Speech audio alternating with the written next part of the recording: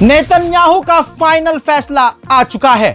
Netanyahu ने आधिकारिक तौर पर अप्रूवल दे दिया है कि इजराइल किसी भी हाल में अब ईरान पर हमला करेगा।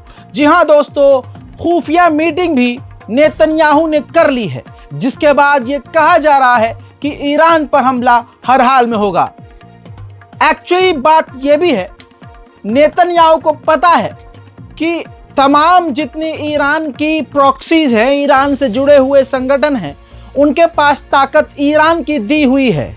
चाहे वो नसरुल्लाह हो, हिजबुल्लाह हो, हमास हो, कताइब हिजबुल्लाह हो या और दूसरे इराकी और यमनी संगठन हो, सबके पास ईरान के हथियार हैं। नेतन्याहू के दिमाग में अब एक चीज़ बैठी है कि अगर ईरान को कमज़ोर कर दिया जाए तो ये तमाम ईरान की प्रॉक्सीज ख़त्म हो जाएंगी।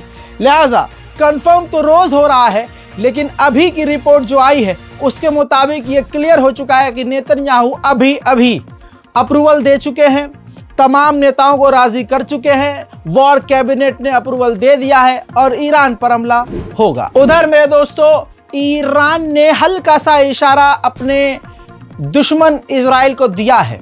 ईरान ने इशारा ये किया है इनडायरेक्ट वे में कि अगर इजराइल ने हल्का फुल्का हमला किया अपनी इज्जत बचाने के लिए और बड़ा हमला ईरान के ऊपर इजराइल नहीं करता है तो ईरान पलटकर वार नहीं करेगा। यानी दोनों ही देश इस वक्त अपनी नाक बचा रहे हैं। उधर जिस तरह से इजराइल जासूसी करता है, ऑपरेशन करता है, वैसे ही ईरान भी कर रहा है।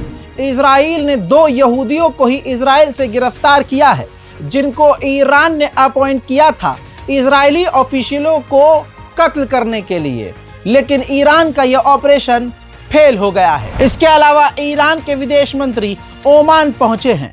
ओमान पहुंचने के बाद ओमान के ऑफिशियल से मुलाकात करके मिडिल ईस्ट के ताज़ा तरीन हालात को किस तरह से सुधारना है उस पर बात की है। अंदर की बात यह है कि ईरान के विदेश मंत्री पूरे मिडिल ईस्ट का और अरब का दौरा इसलिए कर रहे हैं कि जैसे तैसे कम से कम ये अरब देश और गल्फ देश जो हैं किसी भी तरह से इजराइल का साथ ना दें, और अगर इजराइल का साथ दे तो ईरान के लिए नुकसान वाला काम कोई ना करे। बड़ी बात यह है कि हुथीस के ऑफिशियल ने भी ईरान के विदेश मंत्री से ओमान में मुलाकात की है। उधर ईरान और इजराइल के दोनों के विदेश मंत्रियों से चाइना के विदेश मंत्री ने बात की है और दोनों देशों से मांग की है कि पूरे मिडिल ईस्ट में जो आप लोगों ने बवाल काट रखा है, रायता फैलाया हुआ है, इसको समेटकर सीज फायर हर जगह कर लिया जाए और पूरे इलाके में शांति लाई जाए। हजरात मोहतरम, उधर जर्मनी और बर्तानिया दोनों ने ईरान के ऑयल टैंकरों और ईरान के ऑफिशियल्स पर पाबंदी लगा दी है। वहीं यूरोपीय यूनियन ने बहुत तगड़ा झटका दिया है ईरान को। यूरोपीय यूनियन ने 5 ईरानियन एयरलाइंस को ब्लॉक कर दिया है, ब्लैकलिस्ट कर दिया है। कहा जा रहा है कि ये एयरलाइंस जो है रूस उतर रही थी, रूस से आना जाना कर रही थी और रशिया को इसी एयरलाइंस के जरिए हथियारों की मदद भेजी जा रही थी। उधर ईरान के विदेश मंत्री ने दोनों तरह की बात की है। उनका कहना यह है कि हम जंग के लिए भी तैयार हैं और शांति के लिए बात करने के लिए तैयार हैं। इजराइल के हाथ में है कि वो क्या चुनता है। ما برای جنگ آماده هستیم، برای صلح هم آماده هستیم. این موضع قاطع جمهوری اسلامی ایران هست. ما کاملا برای یک وضعیت جنگی آمادگی داریم، از جنگ نمی‌ترسیم، ولی خواهان جنگ نیستیم. ما خواهان صلح هستیم و برای صلح عادلانه. उधर ईरान ने क्लियर कर दिया है कि अभी तक इनडायरेक्ट वे में जिस तरह से चोरी चुपके अमेरिका से बात भी हो रही थी, वो बातचीत भी हमने अमेरिका से बंद कर दी है। در حل مشکلات منطقه کمک بزرگی بوده. در رابطه با ایران و آمریکا هم همواره سعی داشته که نقش مثبتی رو ایفا بکنه در انتقال پیام ها یا در ایجاد کردن زمینه برای مذاکرات. این قبلا اتفاق افتاده. در دولت گذشته هم این وضعیت وجود داشت و روندی به عنوان روند مسقط خب شناخته شده هست، معروف هست که به صورت غیر مستقیم بین ایران و آمریکا تماس‌هایی از طریق عمان برقرار می‌شد. این روند الان متوقف هست به دلیل شرایط خاص منطقه. उधर डोनाल्ड ट्रंप को मारने की आशंका है। कहा जा रहा है कि ईरान डोनाल्ड ट्रंप को मरवा सकता है।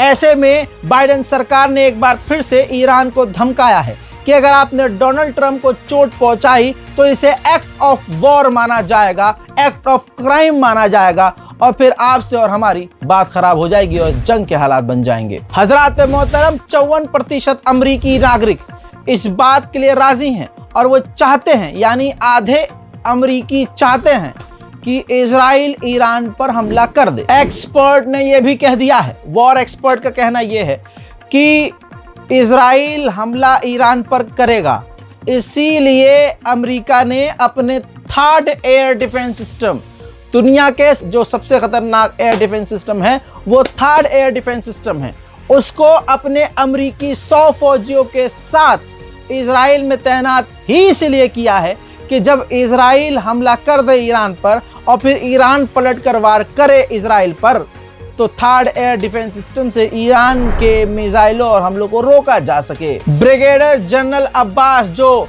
जनाब हसन नसरुल्लाह के साथ उनके बंकर में मारे गए, दोस्तों उनका जनाजा आखिरकार बैरूत से निकाल लिया गया, इराक पहुंचा, इराक में नजफ पहुंचा, करबला पहुंचा और उसके बाद उनका पार्थिव शरीर, उनका जनाजा सीधा ईरान के लिए रवाना हो गया है।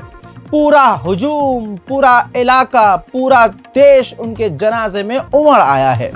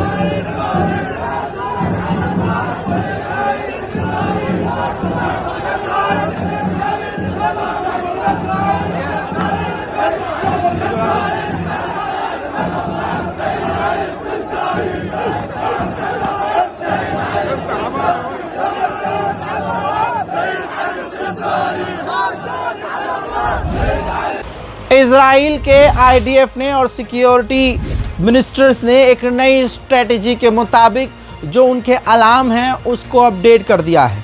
उसमें कुछ आधुनिक ऐसी चीज़ लगा दी है कि अब जो ड्रोन और मिसाइल गाइडेड आ रहे हैं और ड्रोन के अंदर जीपीएस होता है, तो उनके जीपीएस को वो इजराइल के अलार्म डिस्टर्ब कर रहे हैं, जिसकी वजह से कहा जा रहा है कि अब इजराइल पर हमले मुश्किल ही होंगे। लेकिन दूसरा सवाल ये है कि अगर इजराइल के पास ऐसी टेक्नोलॉजी थी तो पहले इसका इस्तेमाल क्यों नहीं किया गया। उधर नेतन्याहू की खुद ही हो गई है। नेतन्याहू ने खुद ही क्लियर कर दिया है कि हम ईरान के ऑयल फैसिलिटी पर हमला नहीं करेंगे, बल्कि हम सिर्फ और सिर्फ ईरान की मिलिट्री साइट्स पर हमला करेंगे। हवा स्टंट हो गई है। उधर इजराइल ने यह भी कहा है कि हम फर्स्ट सीरीज पर हमला करेंगे, मतलब बैक टू बैक ईरान के मिलिट्री साइट पर हमला करेंगे और हमारा ये पहला हमला होगा, यानी आगे हमारे और भी हमले होंगे। खबर ये भी आ रही है कि अमेरिका के इलेक्शन से पहले ईरान पर इजराइल कर देगा हमला। फिलहाल के अपडेट में इतना ही। ईरान से स्पेशली ये जानकारी आपको दी है, ईरान की जितनी भी है ये तमाम जानकारियां इस रिपोर्ट में दी है। उम्मीद करता हूं कि इस रिपोर्ट को शेयर करेंगे और कम से कम ये तो देखेंगे कि इंसान घर में नहीं है, दफ्तर में नहीं है, कहीं और है, रास्ते में है या किसी भी उलझन में है, लेकिन आपको जो चाहिए वो अपडेट मिल रही है। इसीलिए कम से कम हमारे चैनल को सब्सक्राइब कर लीजिए और हमारे वीडियो को लाइक ज़रूर कीजिए। इंतज़ार कीजिए मेरे अगले अपडेट का। तब तक के लिए तमाम जो अपडेट्स दिए हैं देखते रहिए। जय हिंद।